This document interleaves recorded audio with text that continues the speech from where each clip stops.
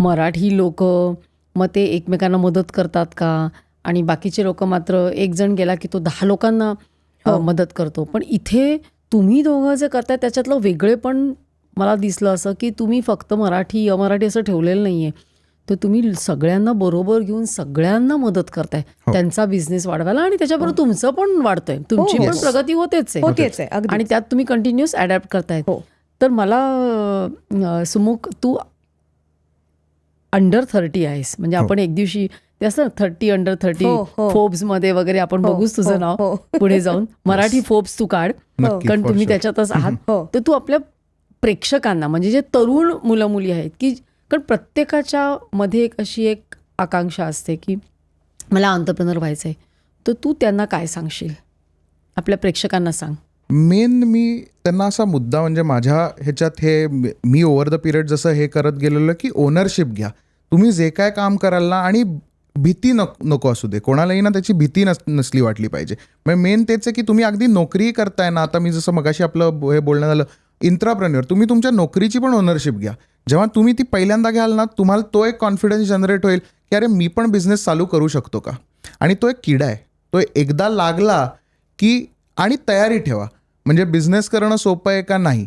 म्हणजे आज माझे बरेच मित्र नोकरी करतात, ते सकाळी 9 ते 6 काम करतात आणि दे आर हॅपी. पण माझं काम सकाळी 7ला चालू होतं, ते रात्री 10पर्यंत चालूच असतं. But I am happy doing that.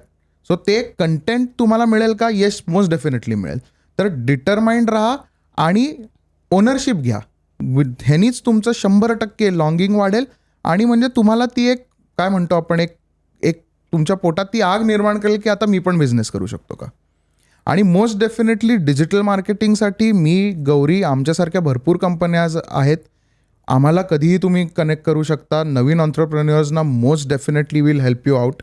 आणि हे एक म्हणजे आमच्या वडिलांपासून आम्ही ठेवलेलं आहे की नवीन एंटरप्रेन्योरला आम्ही खूप मदत केलेली आहे. सो डिजिटली तुम्हाला काही गरज असेल, अगदी आमच्याशी कनेक्ट करा आणि आम्ही तुम्हाला राईट गाईड करू, एवढं नक्की. गौरी, मला तुझ्याकडनं असं हवं आहे की आता बऱ्याच जणी, आता तुला पण लहान मुलगी आहे, तर ते कितीही आपण अगदी म्हटलं तरी मुलीला सांभाळायचं, घरच्यांना सांभाळायचं, आणि शिवाय आपण करत असतो. आणि आता तू एवढ्या मोठ्या प्रमाणावर तू ह्याच्यामध्ये करतेस काम. तर ज्या तरुण मुली आहेत की ज्यांना, आणि सगळ्या मुली खूप करिअर ओरिएंटेड असतात, तर ही तारेवरची कसरत आहे, ते तू कसं केलंस किंवा करावं, हे तू आपल्या प्रेक्षकांना, तरुण मुलींना सांग. आणि दुसरं मला म्हणायचं आहे की बऱ्याचदा हल्ली तरुण मुलींना ना बऱ्याच गोष्टीत इंटरेस्ट असतो, पण नक्की करिअर कुठलं निवडावं हे कळत नाही. तर हे आपल्या प्रेक्षकांना तू जरा सांग. आधी असं आहे की तुम्ही जसं म्हणालात तसं की नवीन आई किंवा ह्या सगळ्या गोष्टी, एकतर तुम्ही छान आधी तुमची सपोर्ट सिस्टम तयार करा. म्हणजे जसं तुमचे सासू सासरे असतील, नवरा आहे, मग हे असणं हे खूप गरजेचं आहे. किंवा आई वडील, सगळीच आपण म्हणतो तसं. म्हणजे आत्ता माझ्या आयुष्यात सगळ्यात महत्त्वाचे की प्लेयर्स किंवा की रोल कोणाचा असेल तर नवरा, सासू सासरे, आई वडील. म्हणजे मुलीच्या दृष्टिकोनातनं, कारण आपल्याला मुलालाही चांगल्या पद्धतीने वाढवायचं असतं, ते चॅलेंजेस पण खूप वेगळ्या पद्धतीचे असतात. So create a good support system for your self first. मध्ये मी एका कॉलेजशी इंटरॅक्ट करायला गेले होते आणि मला बऱ्याच मुलामुलींनी विचारलं कुठून चालू करू. तर मी म्हटलं चालू कर. म्हणजे काय चालू करू, तुला कशात इंटरेस्ट आहे म्हटलं.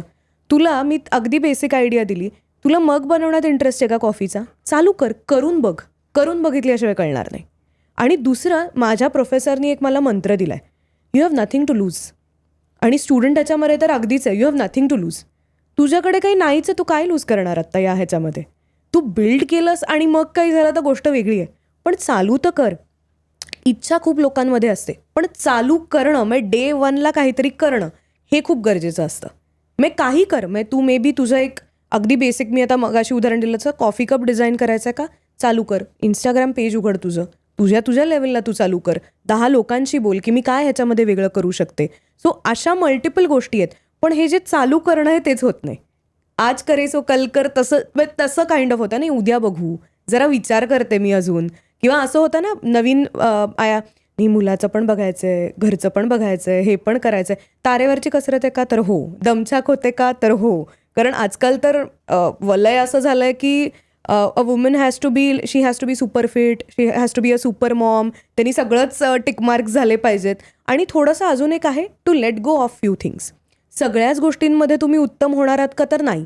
काही गोष्टी सोडायलाही शिकल्या पाहिजेत, तरच तुम्ही पुढे जाऊ शकता. सगळ्याच गोष्टी धरून ठेवल्यात तर ह्याच्यामध्ये काहीच होणार नाही. ही क्लिप शेवटपर्यंत बघितल्याबद्दल खूप खूप धन्यवाद. संपूर्ण एपिसोड बघण्यासाठी खाली दिलेल्या लिंकवर क्लिक करा आणि सर्व काही चॅनलला सबस्क्राईब करायला विसरू नका.